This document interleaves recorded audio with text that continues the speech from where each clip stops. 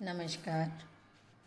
Third year के course का यह वीडियो बैलेंस ऑफ पेमेंट्स पर डाला जा रहा है। भुगतान संतुलन अंतर्राष्ट्रीय अर्थशास्त्र का एक बहुत ही महत्वपूर्ण विषय है, क्योंकि भुगतान संतुलन अंतर्राष्ट्रीय व्यापार से संबंधित है और यह किसी भी राष्ट्र की अर्थव्यवस्था का एक प्रमुख हिस्सा होता है। बैलेंस ऑफ पेमेंट्स में जिन चीज़ों को हम आज अध्ययन करेंगे उनमें भुगतान संतुलन का अर्थ, संरचना, असाम्य और इस असाम्य को दूर करने के तरीके, इन विषयों को आज हम समझते हैं। किसी देश के नागरिकों के अन्य दूसरे देश के नागरिकों के साथ निश्चित समयावधि में हुए समस्त आर्थिक सौदों के लेखे जोखे को भुगतान संतुलन कहा जाता है। इसमें वस्तुओं के आयात निर्यात के अतिरिक्त अन्य मदें जैसे पूंजी का आदान प्रदान, ब्याज का भुगतान, प्राप्ति, जहाज सेवाएं, पर्यटक सेवाएं, विशेषज्ञों की सेवाएं सभी सम्मिलित होते हैं। यदि हम अर्थ की बात करें तो आर्थिक दृष्टि से भुगतान संतुलन की अनेक अर्थशास्त्रियों के द्वारा परिभाषाएं दी गई हैं। किंडलबर्जर, जो कि अंतर्राष्ट्रीय अर्थशास्त्र के विशेषज्ञ हैं, उन्होंने यह माना कि किसी देश का भुगतान संतुलन उस देश के नागरिकों तथा विदेशी देश के निवासियों के मध्य समयावधि में होने वाले समस्त आर्थिक लेन देन का क्रमबद्ध ब्यौरा होता है। IMF के अनुसार यह उस निश्चित अवधि में संबंधित देशों के नागरिकों के बीच समस्त आर्थिक लेन देन का क्रमबद्ध विवरण होता है। इस प्रकार सभी लोगों की परिभाषाओं से जो एक उचित परिभाषा हमारे सामने आती है वो हम इस प्रकार कह सकते हैं कि भुगतान संतुलन आर्थिक सौदे में ही संबंधित होती हैं और क्योंकि ये आर्थिक सौदे ही इसमें सम्मिलित किए जाते हैं तो इनमें एक देश और दूसरे देश दोनों के ही भुगतान और प्राप्तियों को शामिल किया जाता है। भुगतान संतुलन की गहन अध्ययन करने के लिए हमको व्यापार संतुलन को समझना भी आवश्यक होता है। अब व्यापार संतुलन एक निश्चित अवधि में एक देश के निर्यातों एवं आयातों के मूल्यों का अंतर होता है। यहाँ पर व्यापार संतुलन एक ऐसा कॉन्सेप्ट है जिसमें कुल निर्यात और कुल आयात का अंतर हम व्यापार संतुलन के रूप में मानते हैं। तो यदि हम व्यापार संतुलन को B और निर्यातों को X तथा आयातों को M कहें और किसी वर्ष विशेष को T की संख्या दें तो BT = XT - MT होगा। अर्थात व्यापार संतुलन बराबर कुल निर्यात माइनस कुल आयात होगा। यह अनुकूल और प्रतिकूल हो सकता है।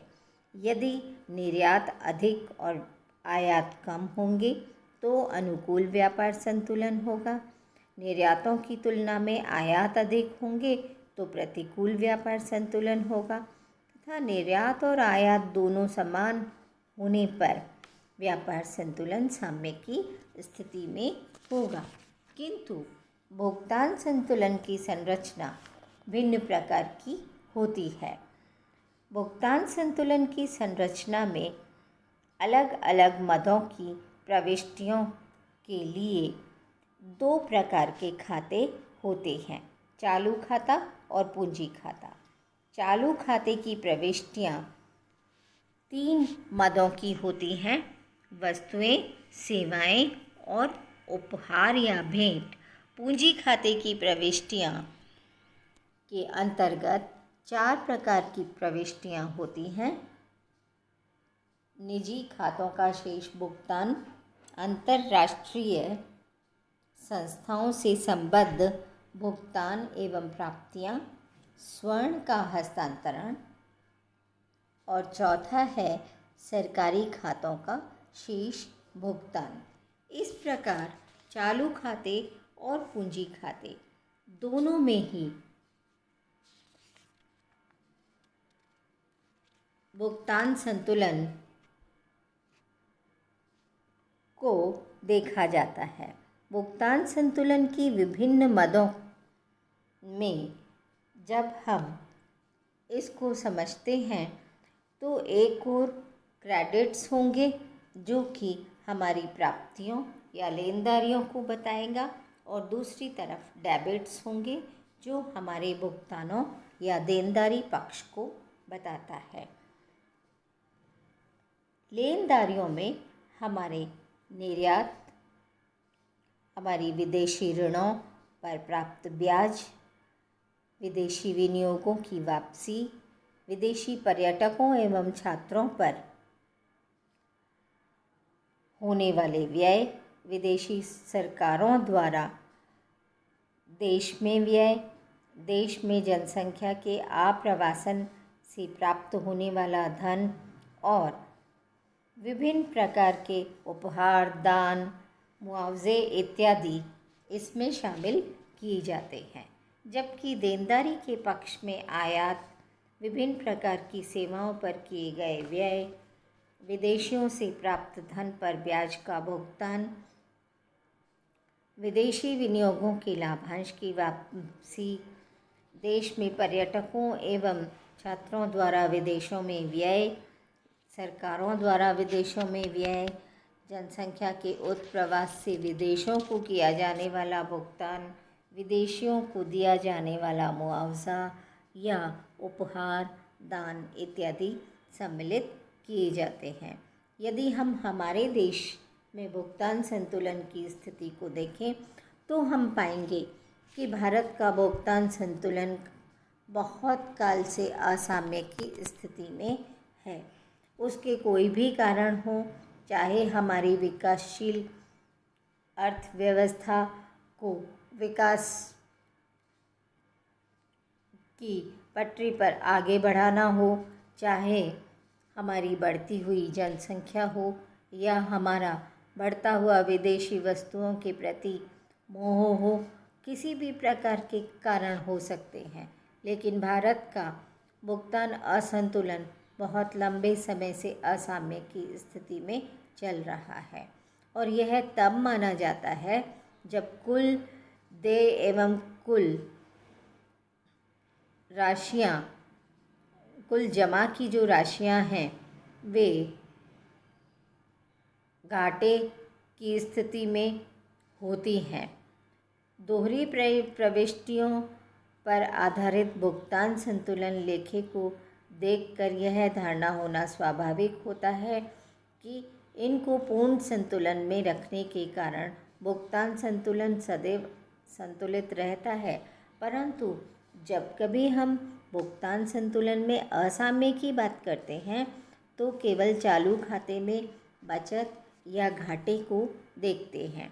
चालू खाते की बाकी देश की बाहरी प्राप्तियों व देय राशियों के अंतर को व्यक्त करती है।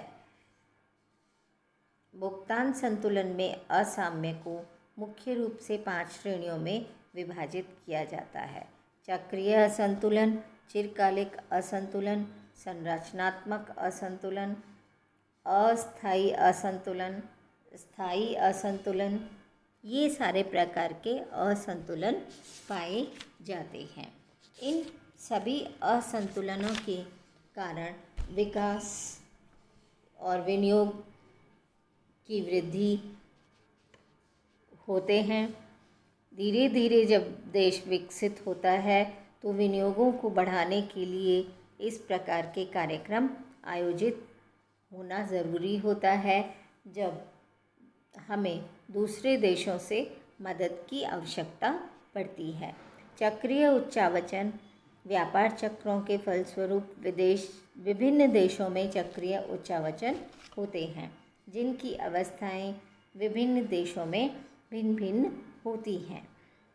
इस प्रकार के चक्रीय उच्चावचन भी भुगतान संतुलन के असाम्य को उत्पन्न करते हैं।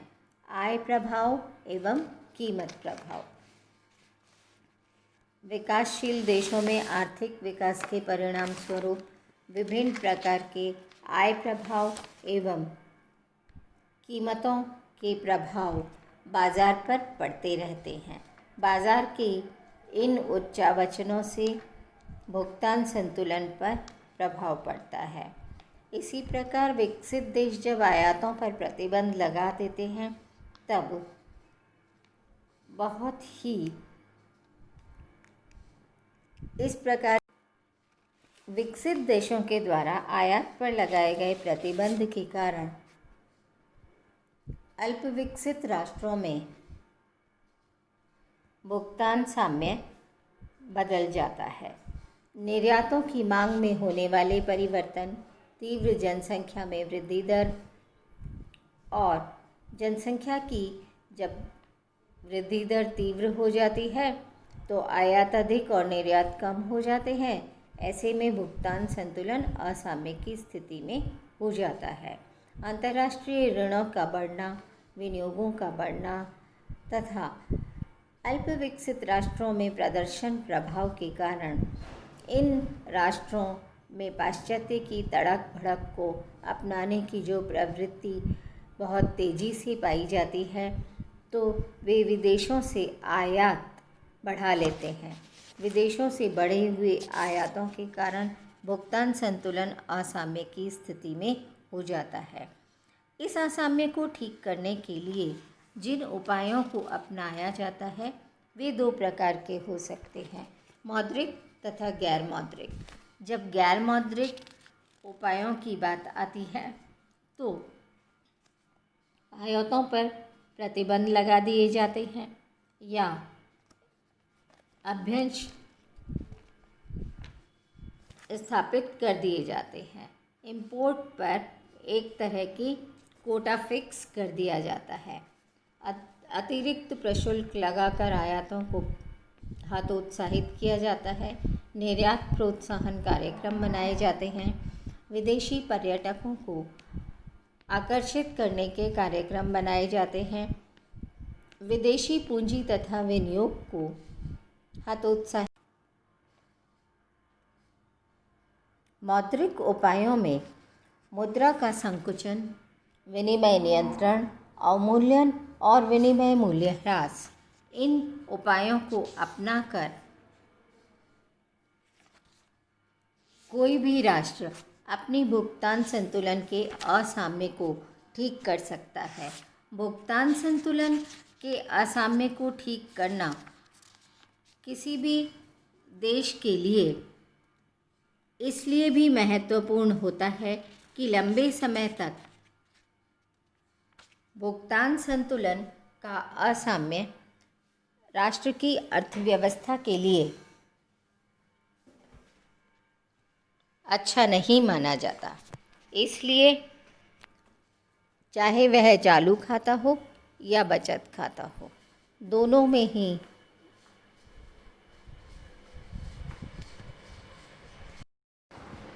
इस प्रकार गैर मौद्रिक उपायों को अधिक व्यावहारिक एवं उपयुक्त माना जाता है। धन्यवाद।